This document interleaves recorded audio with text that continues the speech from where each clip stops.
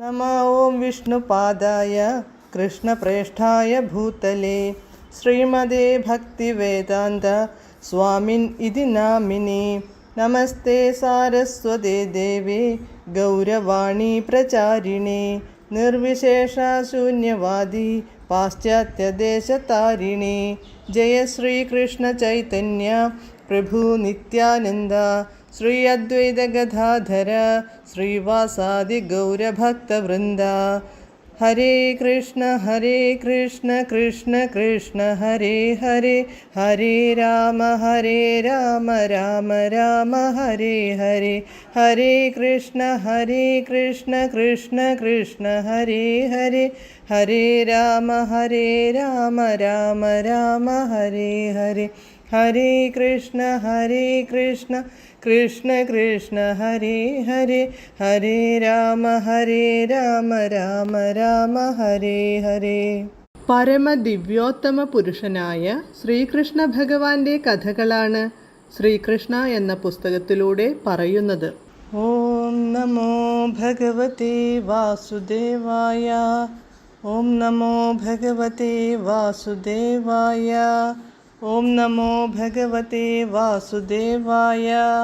നാരായണം നമസ്കൃത്യ നരം ചൈവ നരോത്തമം ദേവീം സരസ്വതീം വ്യാസം തതോ ജയമുദീരയേത്.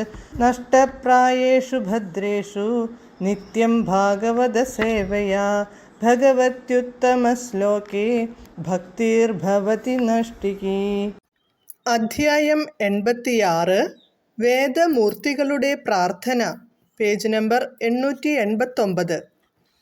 ഭൗതിക പ്രകൃതിയുടെ കാര്യങ്ങൾ ക്ഷണികവും മായികവുമാകയാൽ അതിൻ്റെ കാര്യവും മായികമാണെന്നു നിരീശ്വരമായ സാഖ്യദർശനം പറയുന്നു. സാഖ്യദർശകർ ശൂന്യവാദത്തെ അനുകൂലിക്കുന്നവരാണ്. എന്നാൽ ആദി കാരണം പരമപുരുഷനാണെന്നും അദ്ദേഹത്തിൻ്റെ ഭൗതിക ശക്തിയുടെ താത്കാലിക പ്രത്യക്ഷം മാത്രമാണ് പ്രപഞ്ചപ്രത്യക്ഷം എന്നതുമാണ് വാസ്തവം. ഈ താത്കാലിക പ്രത്യക്ഷം നശിക്കുമ്പോഴും അതിൻ്റെ കാരണമായ ആധ്യാത്മിക ലോകത്തിൻ്റെ അസ്തിത്വം അഭംഗുരം അതേപടി തുടരുന്നു. അതുകൊണ്ടാണ് ആധ്യാത്മിക ലോകത്തെ സനാതനധാമം എന്നും വിളിക്കുന്നത്. അങ്ങനെയിരിക്കെ സാഖ്യന്മാരുടെ വാദം സാധുവല്ല. ഇനിയുള്ളതു ഗൗതമൻ്റെയും കണാദൻ്റെയും നേതൃത്വത്തിലുള്ള ദാർശനികരാണ്. ഭൗതിക മൂലകങ്ങളുടെ കാര്യകാരണങ്ങൾ അവർ അതിസൂക്ഷ്മമായി പഠിച്ചിരിക്കുന്നു. ഒടുവിൽ അവർ ചെന്നെത്തിയത് ആണവ സംയോജനമാണ് പ്രപഞ്ചത്തിൻ്റെ ആദികാരണം എന്നിടത്താണ്. ആധുനിക കാലത്തെ ഭൗതിക ശാസ്ത്രജ്ഞരും പിന്തുടരുന്നതു ഗൗതമൻ്റെ കാലടികളെയാണ്. പരമാണുവാദം എന്നാണ് അവർ മുന്നോട്ട് വച്ച സിദ്ധാന്തത്തിൻ്റെ പേര്. ഈ സിദ്ധാന്തത്തിനെ പിന്തുണയ്ക്കാനാവില്ല. എല്ലാറ്റിൻ്റെയും ആദികാരണം ജഡമായ പരമാണുക്കളല്ല, ഏകോ നാരായണ ആസീത്, അതായത് സൃഷ്ടിക്കു മുമ്പ് നാരായണൻ മാത്രമാണുണ്ടായിരുന്നത് എന്നു പറയുന്ന ഭഗവത്ഗീതയും ശ്രീമദ് ഭാഗവതവും വേദങ്ങളും ഇക്കാര്യം സ്ഥിരീകരിക്കുന്നുമുണ്ട്. ആദിമ കാരണം സചേതനമാണെന്ന് ശ്രീമദ് ഭാഗവതവും വേദാന്ത സൂത്രവും പറയുന്നു. പ്രപഞ്ചത്തിലുള്ള സകലതിനെയും പ്രത്യക്ഷമായും പരോക്ഷമായും തിരിച്ചറിയാൻ കഴിവുള്ളതുമാണ്. അഹം സർവസ്യ പ്രഭവഃ, നാം എല്ലാറ്റിൻ്റെയും ആദിമൂലമാണ് എന്ന് ഭഗവത്ഗീതയിൽ കൃഷ്ണൻ പറയുന്നു. മത്തഃ സർവം പ്രവർത്തതേ, നമ്മിൽ നിന്നാണു എല്ലാം അസ്തിത്വം ഉൾക്കൊള്ളുന്നത് എന്ന് അദ്ദേഹം തുടരുന്നു. അതിനാൽ ഭൗതികാസ്തിത്വത്തിൻ്റെ അടിസ്ഥാനം രൂപപ്പെടുത്തുന്നത് പരമാണുക്കൾ ആയിരിക്കാം. പക്ഷേ ഈ പരമാണുക്കളെ ഉത്പാദിപ്പിക്കുന്നതു പരമപുരുഷനിൽ നിന്നാണ്.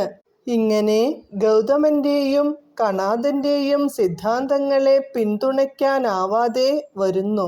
ആദ്യം അഷ്ടാവക്രൻ്റെയും പിന്നീട് ശങ്കരാചാര്യരുടെയും നേതൃത്വത്തിലുള്ള നിർവ്യക്തികവാദികൾ എല്ലാറ്റിൻ്റെയും ആദിമൂലമായി അരൂപമായ ബ്രഹ്മദീപ്തിയെയാണ് കൈക്കൊള്ളുന്നത്.